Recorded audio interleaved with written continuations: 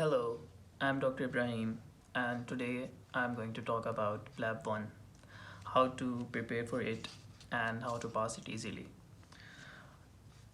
I scored 161 out of 180, and I used only PLABable as the source of information.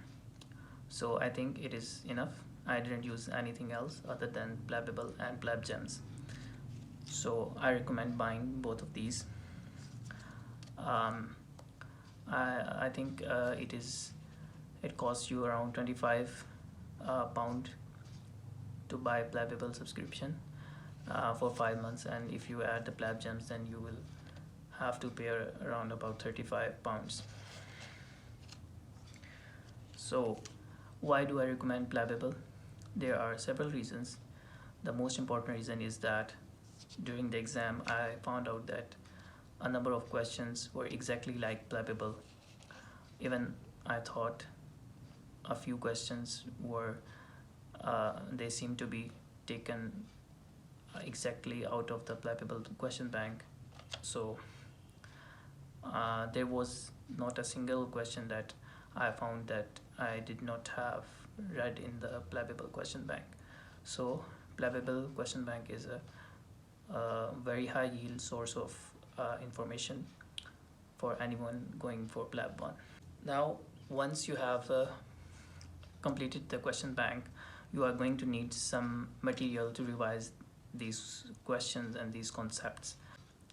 The easier way to revise these is from the PLAB gems. They are very concisely and briefly made, and these are very colorful representations of the concepts that you can revise in a comparatively very less time. The other thing you can do for revision is you can make your own notes. The thing about making your own notes is that you are going to be writing down only the concepts that you are weak in, and these will help you a lot if you read them 1 or 2 days before attempting the exam.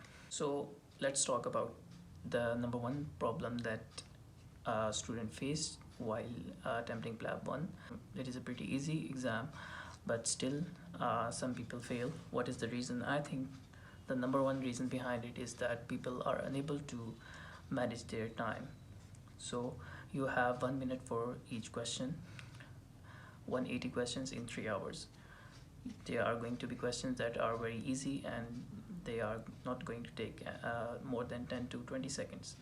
But this doesn't mean that you should take 1 minute for every question, because there are going to be questions that are very difficult and they are going to take more than 1 minute.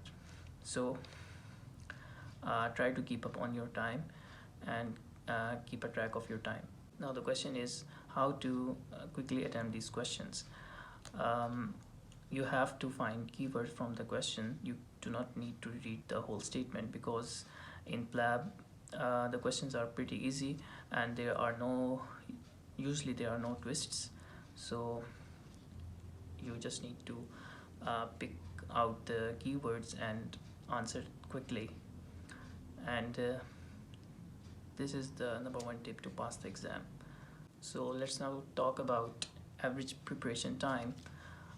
It varies from person to person, obviously, depending upon what you are doing along with the preparation. I was doing my house job and there were pretty tough rotations going on, so I gave about 5 months, and during the last month I had my house job finished and I didn't do anything else than preparation for the exam.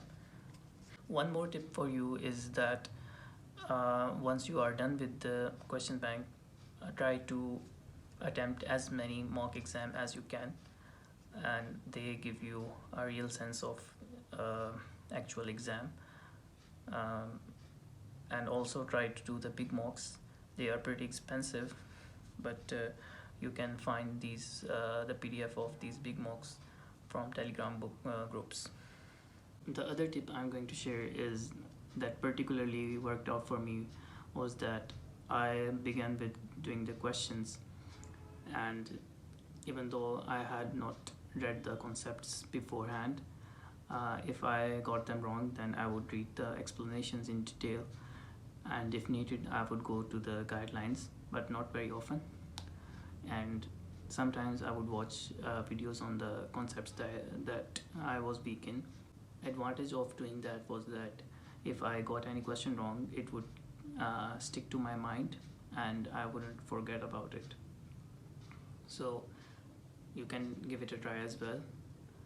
Try doing questions first and then read the explanations later.